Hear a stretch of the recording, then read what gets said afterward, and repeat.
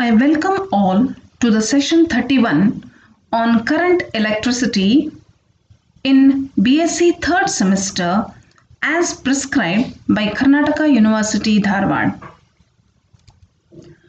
Today in this session, I am dealing with derivation of magnetic field due to straight conductor carrying current. Outcomes of this session are applying Biot-Savart's law to derive the expression for magnetic field due to straight current carrying wire of finite length. Study the special cases like magnetic field due to infinitely long straight conductor and magnetic field at one end of the current carrying straight conductor. So let us derive the expression for magnetic field due to straight current carrying wire of finite length. So consider a straight conductor AB carrying the current I. Let P be the point of observation at a distance r from the wire where the magnetic field intensity is to be found. Let PQ be the perpendicular drawn to the wire AB. So PQ is equivalent to R. The wire may be supposed to be divided into number of small current elements. Let us consider one small current element EF of length DL at a distance L from this point Q. Let angle EPQ be equivalent to phi. Let angle FPE be equivalent to d phi. Angle PFQ equal to this angle equal to theta. As this length DL is very small, we can say angle PEQ and angle PFQ are equal. So angle PEQ can be taken as theta. Let EG is the perpendicular drawn onto PF. Angle between IDL and PE, that is R, is the total angle FEQ minus the angle PEQ. Total angle is pi minus PEQ is theta. So pi minus theta. So angle PEF comes to be equivalent to pi minus theta. Now, applying Biot-Savart's law, the magnetic intensity at the point P due to the small current element EF can be given by dB is equivalent to mu naught upon 4 pi IDL sine of pi minus theta divided by r square. Sine pi minus theta is sine theta. So the equation becomes mu naught upon 4 pi IDL sine theta divided by r square. This equation is taken as equation number 1. In triangle GEF, GE can be written as GE is equivalent to EF sine theta. That is, EF is DL, so this comes to be equivalent to DL sine theta. If you consider the triangle GPE, GE can be written as R into sine d phi. So, because d phi is very small, sine d phi comes to be equivalent to d phi. So, here the equation becomes R into d phi.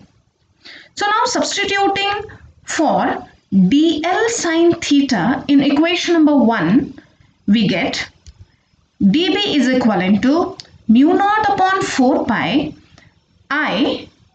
In place of dl sine theta, here you are going to write r into d phi divided by r square. So here 1 r from the numerator and 1 r from the denominator gets cancelled, and the equation becomes mu naught upon 4 pi I d phi divided by r. Applying trigonometry in triangle EQP, you get small r is equivalent to capital R divided by cos phi. So for small r, we'll substitute in the above equation here. You get the above equation dB converted as mu naught I divided by 4 pi cos phi d phi divided by capital R.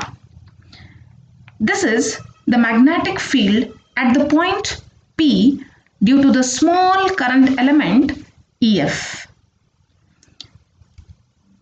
So to find the total magnetic field at the point P due to the entire conductor, we have to integrate the previous expression from the limits, that is phi 1 and phi 2. So applying the integration, you get the equation as B is equivalent to minus phi 1 to phi 2 mu naught I divided by 4 pi r cos phi d phi. Here phi 1 is taken as negative because it is taken in the clockwise sense, and phi 2 is taken in the anti-clockwise sense. So applying the integration to cos phi, the equation changes to mu naught I divided by 4 pi r sin phi from the limits minus phi 1 to phi 2. The same equation can also be written as mu naught I divided by 4 pi r sin phi 1 plus sin phi 2. This is the expression for magnetic field due to current carrying wire of finite length. Let us consider the special cases wherein we have to find out the magnetic field due to infinitely long straight conductor. So when the conductor becomes infinitely long, endpoints A and B move to infinity. So the angle subtended by the endpoints A and B at the point P comes to be equivalent to 90 degree. So phi 1 equal to phi 2 equal to 90. So by substituting this value in the above equation, we get B is equivalent to mu naught I divided by 4 pi r in the bracket sin 90 plus sin 90, that comes to be 1 plus 1, and substituting and simplifying this, you get the expression mu naught I divided by 2 pi r. The second special case that we have to discuss is magnetic field at one end of the current carrying straight conductor. So one end is at infinity, whereas the other end is exactly at the midpoint. So that is exactly at the in front of the point P. So in that case, phi 1 comes to be equivalent to 90 and phi 2 comes to be equivalent to 0. Substituting these values in the above equation, we get B is equivalent to mu naught I divided by 4 pi r. This magnetic field due to an infinitely long current carrying wire at one end is just half of that in the middle, provided the end and the midpoints are situated at the same perpendicular distance from the wire.